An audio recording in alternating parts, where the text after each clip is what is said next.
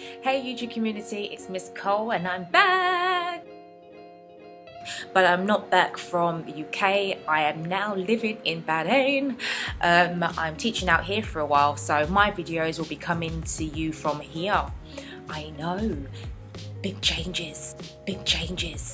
But anyway, it's the start of a new academic year, so the start of making some new videos for you. So this time round, I'm starting off talking about how to plan the next year. So I know preparing for exams can probably feel very stressful, knowing how much content you have to learn for every subject, all the different topic areas that you're going to have to study may just feel really overwhelming. But if you plan and prepare yourself from quite earlier on, it won't feel as daunting when it comes to next year and exams start and you're hopefully not freaking out. I think sometimes some people start planning too late, when it can hit April, and then they think that okay, now it's the time to start making revision timetables and stuff.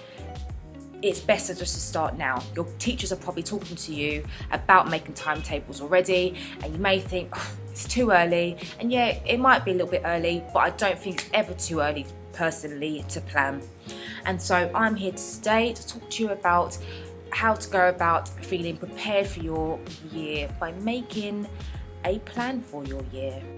As a teacher, I have to plan my days. You see most of your teachers have a kind of teacher planner, so I have to plan the lessons I'm teaching, who I'm teaching at what time, the resources I need for each lesson, when I'm going to plan, when I'm going to plan lessons, when I'm going to mark, then I have to think about all the other commitments that I have, such as, spending time with family and friends and appointments I may have, or going to the gym.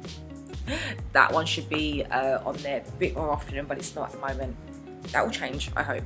And if I didn't have a plan each day or a schedule, I just go completely and utterly off task and just a little bit,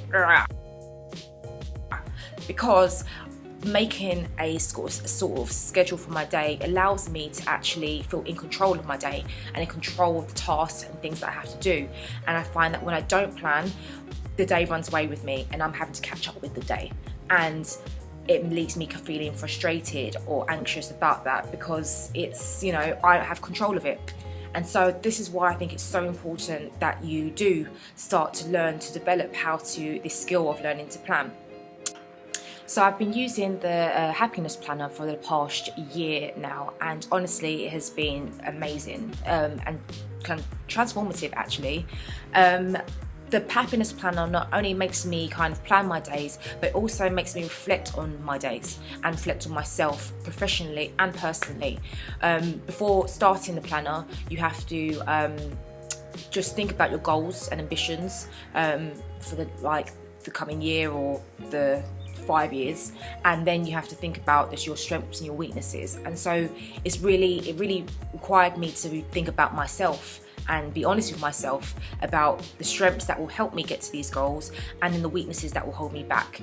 And honestly, since starting it has just been amazing.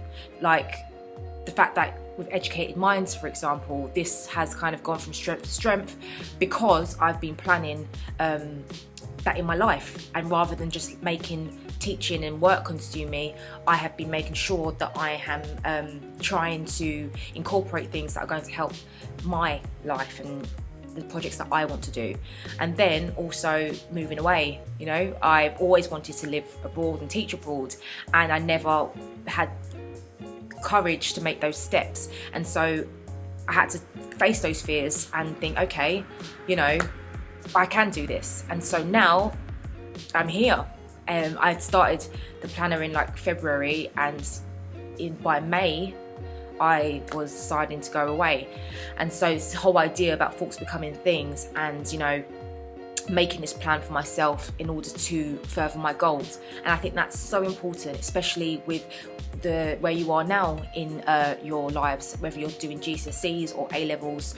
I have thought that actually, why shouldn't this be something that students should be doing? And so I have created the revision planner. Instead of you just creating a revision timetable, I want to be able for you to shape your revision to make it more meaningful and for you to actually see results from your revision. I think sometimes we create a timetable, we just plot down the subjects we have to do at the different times of the day, and actually it doesn't make you feel very motivated to revise, and that timetable can just end up being stuck on your wall and you just pass it every day and not actually pay any attention to it. And so this is why I've created the Reflection Revision Planner, in order to make revision more meaningful for you and make you feel that you're getting something out of it, same way that I was getting something out of the happiness planner that I have. I have had diaries and calendars and things before, but they've just sat to the bottom of my bag because I didn't really connect with it. And so this, I hope, will be more beneficial for you in helping you to shape your revision and get more out of your revision. So yeah, I'm going to talk you through each step to get the best out of the planner and to just create a more effective plan for you. So here goes. The first step is to think about all your current commitments. List all the clubs and hobbies that you do and write down how often you do them and how much time you spend on it. Then think about any jobs you have, whether that be paid or voluntary or at home. Again, write down how often you do it and how long it takes. Next, list the subjects you study, as this also is another commitment that you need to make. Try to rank them in order of importance, for example, core subjects first. I believe downtime should always be a commitment. Your mental health and well-being is important, and you shouldn't spend all your time studying or working. List the things you like to do in your spare time. Whether that is watching a TV show, playing video games, or spending time with friends or family, list it. And reflect on how happy it makes you and how often you think you should do it. It's important you incorporate your downtime activities into your planner every day to ensure a healthy study-life balance.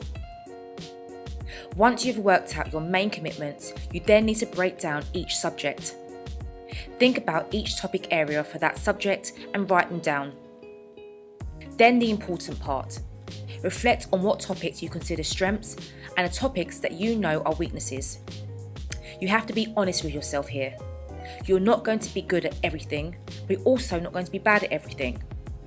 Once you identify this, you'll be able to plan your revision accordingly, focusing on your weakest areas first. Only focus on one weak topic for each subject per week, as you cannot attempt to master them all at once.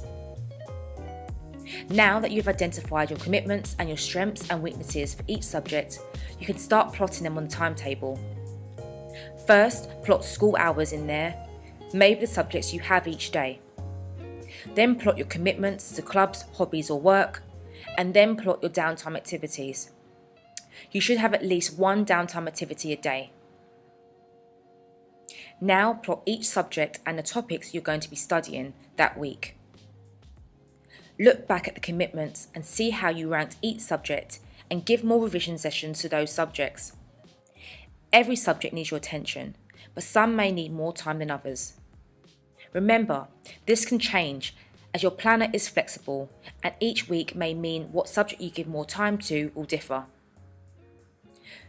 You should aim to be using different skills over a course of a day. If you're writing a practice essay in English, which involves lots of writing, you may want to revise a subject that doesn't involve much writing in your next revision hour. So, now you've worked out your overall plan, let's go even further and work out your daily plan. So let's take Monday for example. In the morning, complete the subject and downtime sections. The timetable says to revise English, science and history. So write down each subject and a topic of study for that session. Make any notes that are important too. Then, at the end of the day, once you've completed your sessions and downtime activities, you should spend time reflecting on your day. Reflect on the skills that you feel that you have improved, even if it's something small, like in English you learned how to use apostrophes correctly, and then reflect on the skills that you still need to improve. You're not going to crack a weak topic overnight, so it's fine if the same improvement comes up again and again. You will master it eventually. Then spend time reflecting on your mood. How happy or unhappy did you feel that day? Were you feeling lazy or productive? Was it a stressful day or did you feel relaxed? Were you feeling tired or enthusiastic? All of these feelings can affect your mentality and in turn affect your revision session. If you are feeling tired, for example, this may have affected your productivity, meaning you may not have got as much out of your revision sessions as you wanted. You will then know that getting an early night would be a good idea to help you feel more enthusiastic and therefore make you feel more productive. You would write this in the hopes for tomorrow section. Then the same time the next day, you can look back at your hopes and see if you met them. Last but not least, end the day with good things about that day. I think that it's so important to end with happiness and reflecting on the things that make you happy. Even if the day didn't go as you had planned, always find happiness in even the little things and be grateful for them.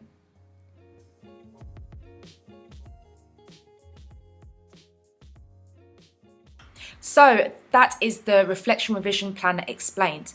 To get the planner, just click the link below and you can find it on my TES page or my TES Blend Space page. Sometimes getting that Blend Space page doesn't come out sometimes. So let me know how you find it. Does it actually help you to change your mindset towards revision and help you stay motivated and be more successful in your revision? For more revision videos like this, don't forget to subscribe to my channel, and if you want daily tips and advice or revision flashcards and things like that, you need to go and follow my Instagram, Twitter and Facebook pages for daily updates. So yes, that's all. I hope that the planner goes as well for you as my planner goes for me, and yeah, I will see you soon. Until next time, bye.